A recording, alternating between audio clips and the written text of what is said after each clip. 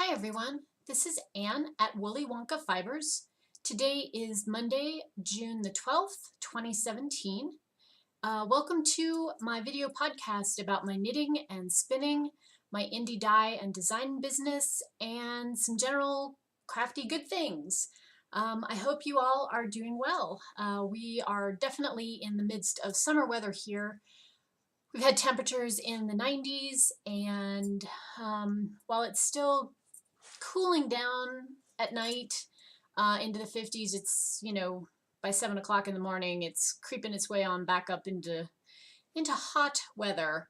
No triple digits yet. We'll keep our fingers crossed that we don't have any of that. No, thank you. June is generally our hottest month here, and so 90s are not out of the realm of ordinary for us. Let's see. I just wanted to say a quick note. If you were somebody who sent or who brought the Dropped Stitch Guild a Balloon Fiesta shawl sample that was exhibited in the booth, it was one of the ones knit from the gradient, the New Mexico Sky gradient, and you have not gotten yours back yet, please let me know. I need to put you in touch with Margaret Grady, as she has yours. There were several that had been dropped off for display via the guild, and there were several that did not have a name tag on them. So I think everybody else has gotten theirs back. If you have not, please let me know. You may be the missing person here who we need to get yours back into your hot little hands so you can actually wear it and enjoy it. So that little tidbit there. Otherwise, I wanted to share several finished items with you guys. This is kind of the shawl recap because I have a bunch. Let's see. Let's start with this one first. This is the shawl that I knit and designed for the Yarn Guys. It's the Ogham alphabet, the whole group of sort of Celtic themed tree pieces that we're doing. This month is the hawthorn, which is a bush with kind of dark purpley red berries. And so I designed this half circular shawl. It's got a lot of beads on it, as you may or may not be able to see. Let's see if I can get in close enough. Yeah, there you go. So there it starts at the back neck, right here. There is a small panel of these hawthorn blossom motifs that have the bead in the very center. And then there is a section that is the serrated leaf pattern that is not beaded. And then more of those blossoms with beads, and then a little berry stitch beaded knit on edging. So a two skein project. This is knit from my Nimue sock. Again, 2 skeins. The colorway is Hawthorn. If you want that kitted up with the beads and the yarn, hit up the Yarn Guys. They have full kits. Comes with the pattern, with the yarn, with the beads. If you're just hot for the yarn, shoot me a note and I can get you set up with that. So that is that pattern. The next pattern is a piece that I designed for the Herbarium Club for the lace folks. It is one of those nice to wear ones that has 2 panels that run down kind of this section of your arm. I'll pop it on in a minute once I show you guys that. This has a very open lacy pattern, floral pattern lace for the side and back panels, and then it has this. Hang on, let me put something behind it. I don't know if this will be too bright, but I want you guys to be able to see the Yeah, that helps. It has a climbing rose pattern on the little inset panels. And then it has a trellis lace border that's knit all in one. This is not a knit unbordered. It actually flows out of the pattern. So let me pop this one on. This is one of my favorite design shapes for shawls. I'm not sure I can get quite far enough away, but there's how it wears in the back. And in the front, you can wear it with, if you wanted to, you could stick a pin in. Oops, I got my hair caught in it. Stick a pin here to wear it closed. It almost forms like a cape, but it also sits really nicely. It doesn't come off your shoulders because of these sections right here. So this is also knit in the Nimue sock. The pattern name is Egalantine, which is another name for the briar rose, the climbing roses, which were a well-loved medicinal plant in Brother Cadfael's herbarium. Rose hips in particular, they're a great source of vitamin C. Rose hip jam, which is awfully good. I actually have an Earl Grey tea I drank this time of year that has rose petals in it that is very floral scented and I love. So yeah, so that one has gone out to all of the Lace Club members. You should have yours now or very soon, even if you're in Europe. So that one is the June Club. And I'm sorry, there's like 2 dogs over here being loud and obnoxious and making tons of noise while I'm trying to talk. It's too hot for them to be outside, so instead they're underfoot. You need to go lie down. Our older dog has lost most of her hearing, and so telling her to do stuff, even if you're making eye contact with her, she doesn't always get, so we're down to like the 2 Panzer tank. Hand signals with her, and if you can't get her attention, she can't pay attention because she doesn't see what you're asking her to do. Anywho, sidebar. The final piece is one that I just released this morning called the Chrysler Stole.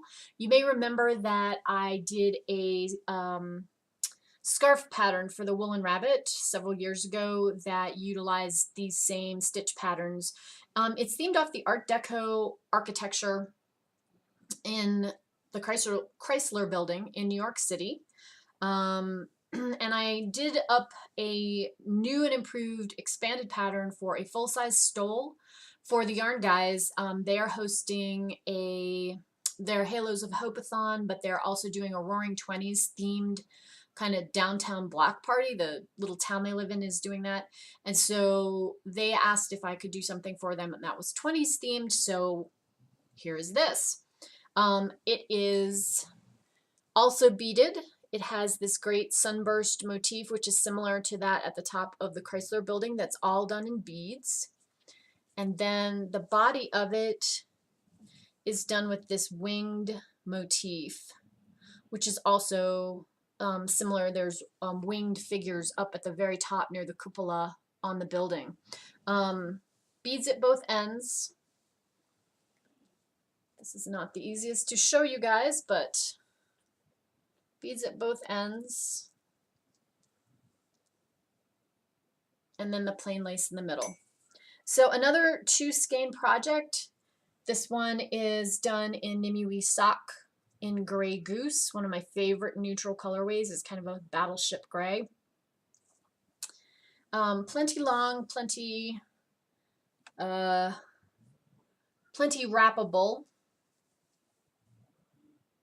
So that one, again, the pattern is available on Ravelry today.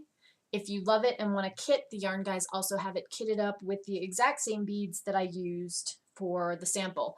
I should note that both this piece and Hawthorne use the size 6 seed beads, And so if you have some in stash, this takes quite a few. I think it takes just over 700 stitches, or 700 beads to complete this one.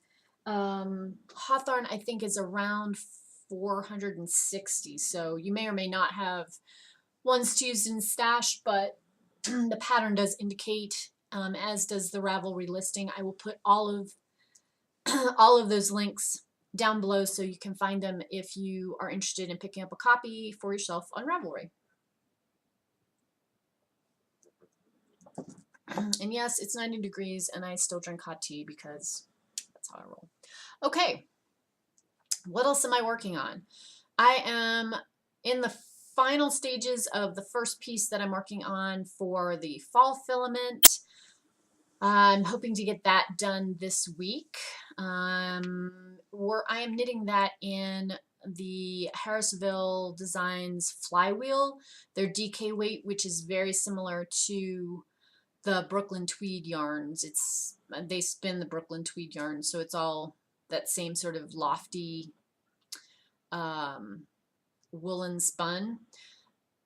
I kind of like flywheel better. It doesn't fall apart as easily when you're trying to sew seams and finishes with it. So yeah, I really like it. I think it's a good workhorse yarn. You might remember I knit a project for last fall's filament magazine out of it. That was the green V-neck pullover. So I'm working with it again this year. You saw a sneak peek of the colorway on Instagram if you follow me there. One of my favorite yarns to work with for fall because it's all heather and tweedy and still it's soft. It's softer than the traditional Shetland yarns. And that DK weight to me is like the perfect sweet spot because it's just enough of a warm layer to wear fall into winter. But it's not bulky and it's not super heavy, and it knits up great. So I'm working on that. That right now is kind of my focus project to have, you know, on the go on the needles. So full steam ahead on that. Next up, let's talk about spinning. So I made an executive decision after we talked last time that I was going to start the, it was 2 complementary jewel toned colorways. That was from Fat Cat Knits, the Winter 2011 Club, the BFL, and Silk Blend with no name. I decided that I was gonna spin the 2 colors and then I'm gonna apply them together. So I have finished the warm jewel tones. There they are. These are all the singles, 2.5 ounces spun up. And I am almost done. I have about 1/2 ounce, I think, maybe a hair more left of the other colorway roving. That is it right there. It is a bright turquoise and blue purple and a red purple. Spinning that up the same weight. Fingering-ish is what I'm hoping for when I'm done. And I'm just going to apply the two together, hoping to have that to show you by the end of June. So I'll have that off my wheel, and then my wheel will be fresh and clean to start the Tour de Fleece, which picks up on July 1st.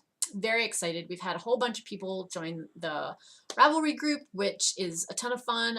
You know, the more the merrier. If you'd like to join us, please pop on over there. I'll put a link down below to that thread. We're just going to keep the group, the Tour de Fleece Woolly Wonka Fibers team group information in Woolly Wonka's forums. Everybody agreed that it was really hard to find stuff in the Tour de Fleece listing. There's so much chatter over there and photos, and that's fun. But while I kind of go over there to look at photos, if I need to talk about stuff, I want to kind of be able to find that post. So we're in the group. This year, I know y'all sit down for me to say this. I'm going to be doing a relaxed tour. Easy breezy, nothing crazy. I'm not going commando. I'm not pulling 8 pounds of fiber to spin. I'm just going to open bins randomly. I have plenty. I have the wall of fiber that lives over there. And whatever I grab out of there is what I'm going to spin. So who knows what it's going to be. It's all going to be stash yarn or stash fiber. I'll just, you know, go as I go. The big thing to remember about the tour is it should be fun.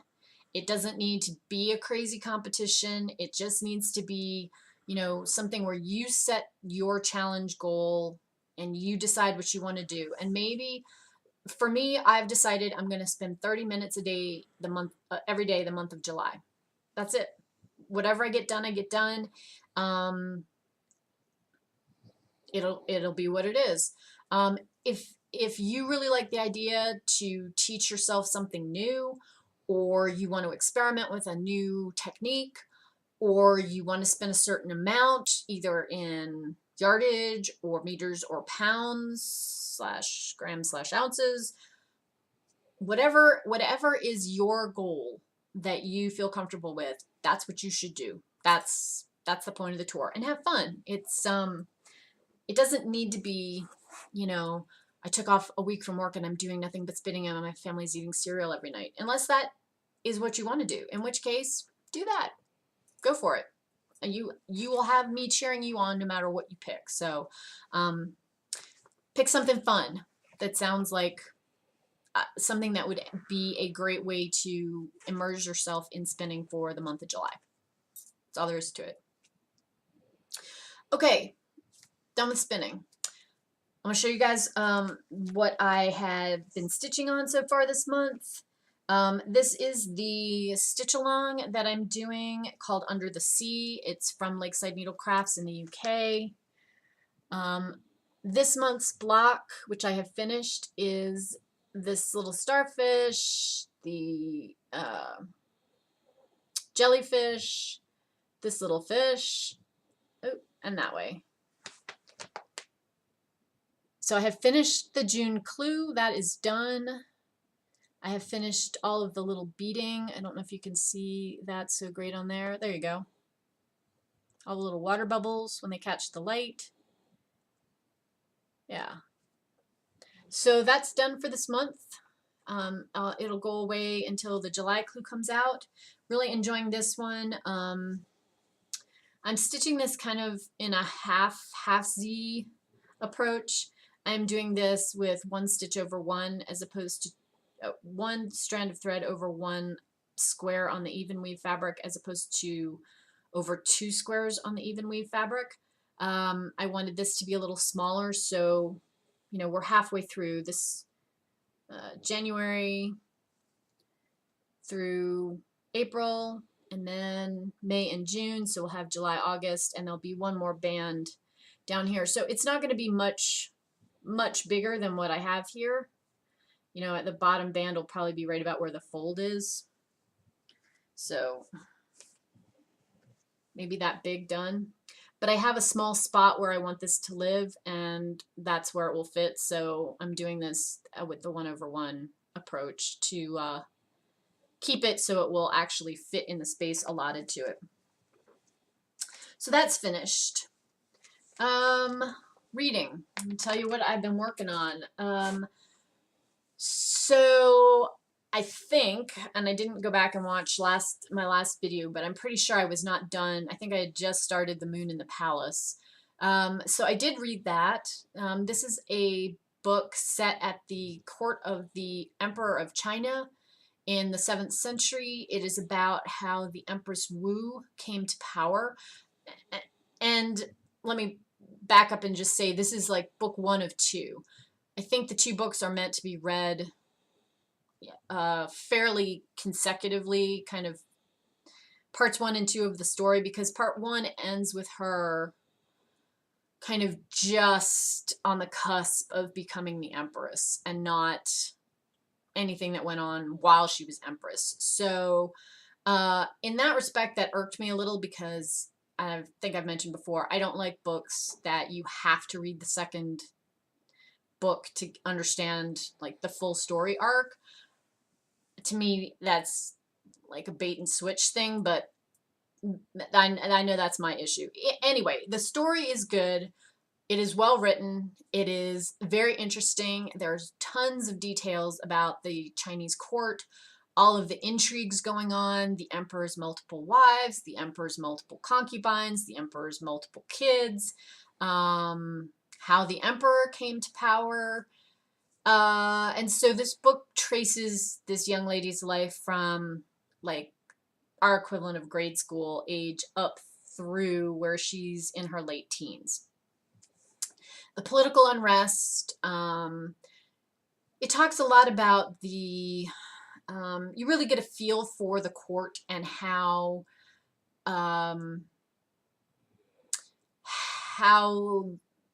religion and the court and the emperor being viewed as a god were kind of all mixed in there, and the formalities and the structure of being someone who was an attendant at the court. So I really enjoyed that. I liked that part of it. The story definitely kept me interested. The author moved the story along. It didn't, there wasn't parts where you were dragging, and she didn't go into so much description of the court that you kind of were thumbing through the pages hoping to get to some action. Yeah, so I enjoyed it. I think it was a good book. I may, in fact, pick up part 2 as part of the reading challenge for this year. Not right away. I've got some other things I'm reading right now, but eventually. So then the next book I read is a book called Longbourn by Joe Baker. Really cleverly written book. If you're a Jane Austen fan, go grab this one. I think you'll enjoy it. The premise of this book is it's the tale of Pride and Prejudice told from the servants' view, the servants at Longbourn, at the Bennet's household. And what the author's done is she's gone through and she's picked sort of the important points of plot from Austen's Pride and Prejudice, as well as obviously the main characters. And then she's interspersed that with this tale. The main character in this book is one of their 2 serving girls, the older one, whose name is Sarah, who is mentioned in the original Jane Austen book, but it's in passing because the story's not about the servants. The story's about the Bennet girls and Mr. Darcy and Mr. Bingley. So it has things like the ball at Netherfields. It has things like Kitty and Wickham running off together. It has the girls when they go to visit the soldiers when they're stationed at Meryton. I mean, it has all of those plot pieces that from Pride and Prejudice. And then it's told with kind of a downstairs twist to it. And the author's done a really nice job in that she's interwoven the main Austen story with this young woman's story pretty seamlessly. And she's obviously done her research on early 19th century servant living conditions and the kinds of things that you would be expected to do in a given day in a household that was the size and stature of what the Bennets have, contrasted with, let's say, when Elizabeth and Mr. Darcy become married, what their household would be like. The author also introduces some sort of backstory to that plot line that concerns Mr. Bennet and Mrs. Bennet and the household before the girls.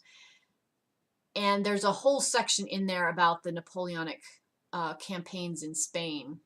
So I think if you like Austen at all, you will love this book. I zipped right through it. I really enjoyed it. It isn't written with the same voice as Austen. So if you're thinking, oh, this is going to be like a retelling of Pride and Prejudice, it's not that. But it is for what it is. It's well written, and I think an enjoyable book. So again, all the links for the books will be down below. Right now, I'm reading a book called The Dream Lover, which is a historical fiction telling of the life of the French author George Sand. It talks about her childhood. It goes into a lot of detail about her relationship with her mother and her grandmother. why she decides to call herself George Sand and change her name and wear men's clothing. And it paints a nice picture of Paris and the French countryside in the early 19th century. So post, post French Revolution, um, mostly the 20s and 30s, 1820s and 1830s. And I think it's doing a very good job of illustrating the author's life, kind of how she approached her writing. There's a ton of sort of the luminaries of the era mixed in there. We have not gotten to the point where she meets Chopin, but it talks about a number of the French novelists and French writers of that early 19th century period who she would have known, would have had interactions with. A good book so far. We'll see what happens when they get into sort of her love story with Chopin, whether or not that holds up. But I've still got, I think, like 40% of the book left to read. So that's what I'm tackling for the next week. And then on deck, which I'm excited to get to, I found this book that is a sort of, well, it's the story of Lady Macbeth, the actual Lady Macbeth, the Scottish noblewoman who Shakespeare based his play on.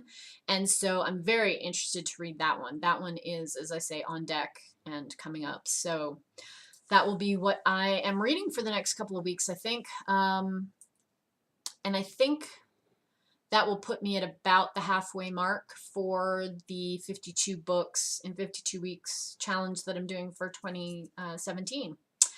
More details on all of those books and the entire list can be found on my blog if you are so inclined, just want to see what else I'm reading or have read so far this year. You can also search under 2016 and 2015 reading challenge because I did both of those as well. It's a really good way to just prod me to go look outside the box to find things to read. And I'm thoroughly enjoying that. So yeah, I mean, how can that be a bad thing? So I think I've talked long enough. This one is maybe a hair longer than my usual, but until I talk to you all again next time, which will be almost the end of June already. Hard to believe, a couple more weeks. I hope you guys have a wonderful several weeks wherever you are in the world. Enjoy some crafting time. Hopefully have a chance to get out and enjoy some warmer weather if you're here in the Northern Hemisphere. Stay inside and craft and be warm if you're in the Southern Hemisphere. Until I talk to you guys again, take care.